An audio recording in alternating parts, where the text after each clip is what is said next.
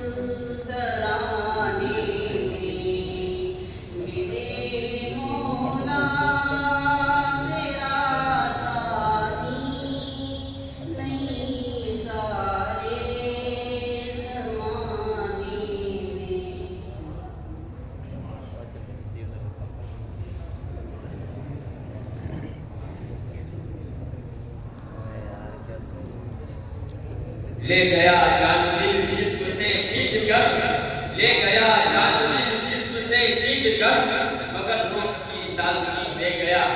ये थे मौलवी मोहम्मद आबिद हफिज़हुल्लाह, जो अभी आप हज़रात के सामने अपनी पुरकशिश आवाज में और बेहतरीन लहजे में हम्दिया कलाम पेश कर रहे थे और अरबाब मजलिस के दिलो दिमाग को ताज़ा कर रहे थे। आइए